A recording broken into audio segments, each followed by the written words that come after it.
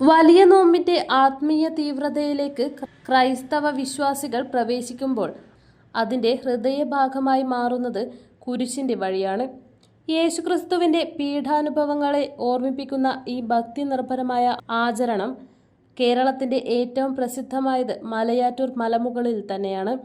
Thomas ലീഹയുടെ സാന്നിധ്യത്താലും വിശ്വാസങ്ങളാലും സമ്പന്നമായ മലയാറ്റൂർ നൂറ്റാണ്ടുകൾ പഴക്കമുള്ള തീർത്ഥാടന കേന്ദ്രമാണ്. കാടുകൾ നിറഞ്ഞിരുന്ന കാലത്ത് വന്യമൃഗങ്ങളുടെ ഭീഷണിയിലായിരുന്നുവെങ്കിലും തോമാസ് ലീഹ ഇവിടെ ദിവസങ്ങളോളം പ്രാർത്ഥനയിൽ മുഴുകിയിരുന്നുവെന്ന വിശ്വാസം ശക്തമാണ്. ഈ സമയത്ത് മറിയം പ്രത്യക്ഷപ്പെട്ട് അദ്ദേഹത്തെ ആശ്വസിപ്പിച്ചുവെന്നതും വിശ്വാസ ചരിത്രത്തിന്റെ ഭാഗമാണ്. മലമുകളിൽ കരിങ്കല്ലിൽ പതിഞ്ഞിരിക്കുന്ന അദ്ദേഹത്തിന്റെ കാൽപാദവും വിശ്വാസികൾക്ക് ദൈവാനുഭവത്തിന്റെ അടയാളമായി കരുതപ്പെടുന്നു. മലയാറ്റൂരിന്റെ പ്രധാന വിശ്വാസങ്ങളിലൊന്നാണ് പൊൻകുരിശ്. തോമാസ് ലീഹ പാറയിൽ വരച്ച കുരിശ് പിന്നീട് പൊൻകുരിശായി പ്രത്യക്ഷപ്പെട്ടുവെന്നാണ് വിശ്വാസം. ഈ പൊൻകുരിശ് സ്ഥിതി ചെയ്യുന്ന പൊൻകുരിശ് കപ്പേള തീർത്ഥാടകർക്ക് ഏറെ പരിശുദ്ധമായ സ്ഥലമാണ്. കൂടാതെ അദ്ദേഹത്തിന്റെ വടിയടിയിൽ നിന്നുണ്ടായ അത്ഭുത നീരുറവയും ഇവിടെ കാണപ്പെടുന്നു. പെരിയാറിന്റെ തീരത്ത് സ്ഥിതി ചെയ്യുന്ന പെരിയാർ സമീപത്തെ കുരിശുമുടിപ്പള്ളി തീർത്ഥാടനത്തിന്റെ തുടക്ക കേന്ദ്രമാണ്. അവിടെ പ്രാർത്ഥിച്ച ശേഷമാണ് വിശ്വാസികൾ മല കയറുന്നത്.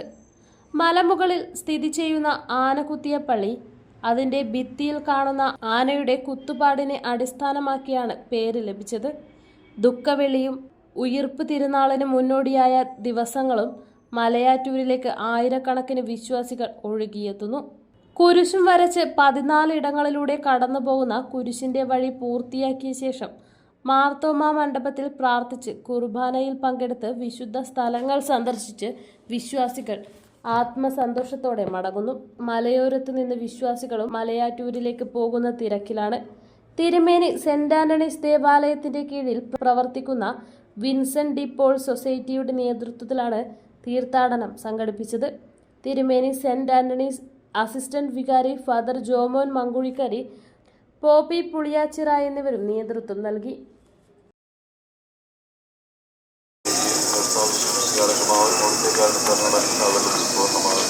എപ്പോഴും എന്നേക്കും ആമേൻ.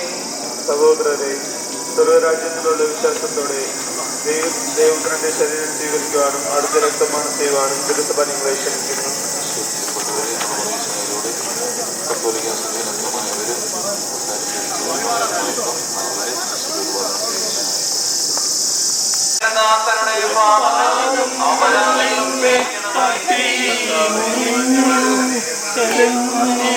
ും